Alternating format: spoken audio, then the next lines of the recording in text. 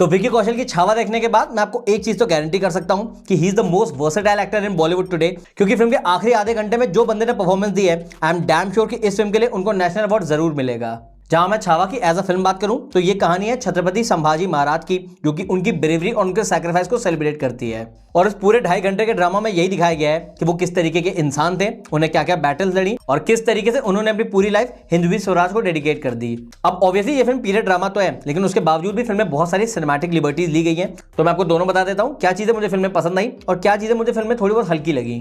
सबसे पहले इस फिल्म का जो एग्जीक्यूशन और प्रेजेंटेशन है वो बहुत जबरदस्त है। फिल्म को जिस स्केल पे माउंट किया गया है, लिटरली फिल्म के फ्रेम्स देख के आपको ऐसा लगेगा ही नहीं कि आप कोई फिल्म देख रहे हैं, आपको लिटरली ऐसा लगेगा कि आप उसी एरा में ट्रांसपोर्ट हो चुके हैं। क्योंकि जैसे कॉस्ट्यूम्स दिखाए हैं, जो राइवलरीज दिखाई हैं, जो इंटरनल पॉलिटिक्स दिखाया गया है, सारी की सारी चीजों का एग्जीक्यूशन इतना ज्यादा खूबसूरत है कि मुझे लग ही नहीं रहा था कि इस फिल्म को लक्ष्मण उटेकर ने डायरेक्ट किया है, जिन्होंने इससे पहले सिर्फ लुका छुपी, मिमी और जरा हटके जरा बचके जैसी फिल्में बनाई हैं। क्योंकि नॉर्मली हम ऐसी फिल्मों के लिए या तो एस राजामौली या फिर संजय लीला भंसाली को जानते हैं, बट यहाँ पे मानना पड़ेगा कि लक्ष्मण उटेकर ने अपनी पहली पीरियड ड्रामा में ही झंडे गाड़ दिए हैं और एक लिमिटेड बजट में ऐसी फिल्म बनाई है जिसको सिर्फ और सिर्फ तारीफें ही मिलने वाली है ऑडियंस से। और एक इंसान जो कि इस पूरी फिल्म को अपने शोल्डर्स पे कैरी करता है वो है definitely Vicky Kaushal.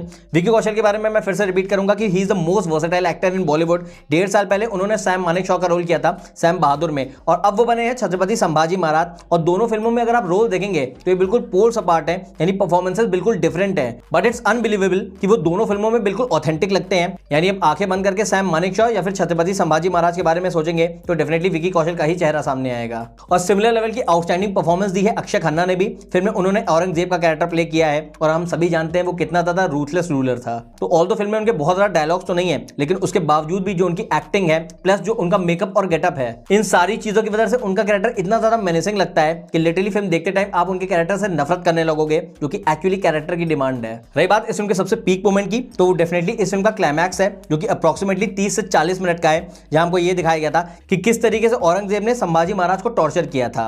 I mean आपने कितनी वॉयलेंट फिल्म क्यों ना देखी हो, लेकिन उसके बावजूद भी जब आप इस फिल्म का क्लाइमैक्स देखेंगे तो आपको विजुअल बहुत ज्यादा डिस्टर्ब करने वाले हैं। बिकॉज इट्स वेरी शॉकिंग कि संभाजी महाराज को सिर्फ टॉर्चर नहीं किया गया था, बल्कि उनकी आंखें भी नोच ली गई थी, उनके नाखून तक उखाड़ दिए गए थे और तो और उनकी जबान भी काट दी गई थी। एंड यू कैन इमेजिन कि वो कितने ब्रेव वॉरियर थे कि ये सब होने के बावजूद भी वो झुके नहीं। इनफैक्ट उन्हें अपना रिलीजन कन्वर्ट करने के लिए भी मना कर दिया था। जेन्युइनली सेइंग ये इस फिल्म का 30 मिनट का क्लाइमैक्स ही है जो इस फिल्म को आउटस्टैंडिंग की कैटेगरी में डालता है। क्योंकि नॉर्मली अगर मैं फर्स्ट हाफ और सेकंड हाफ की बात करूं तो उसको मैं गुड कहूंगा, लेकिन जो इस फिल्म का 30 मिनट का क्लाइमैक्स है वो लिटरली एक्स्ट्राऑर्डिनरी है। जिसके बाद अब मैं थोड़े बहुत नेगेटिव या फिर अंडरवेलमिंग एस्पेक्ट्स की बात करूं तो आपको ये समझना होगा कि ये फिल्म एक पीरियड ड्रामा है, तो इस वजह से इस फिल्म में ड्रामा वाले पोर्शन बहुत ज्यादा हैं। तो इस वजह से होता क्या है कि भले ही वो फिल्म का फर्स्ट हाफ हो या फिर सेकंड हाफ, फिल्म बहुत टाइम आपको थोड़ा बहुत स्लो फील होगी। बट हैविंग सेड दैट, ऐसा नहीं कि फिल्म बहुत लंबे टाइम के लिए स्लो हो जाती है। कुछ फिल्म में 5-10 मिनट के ऐसे पोर्शंस हैं जहां पे फिल्म थोड़ा बहुत डिप करेगी।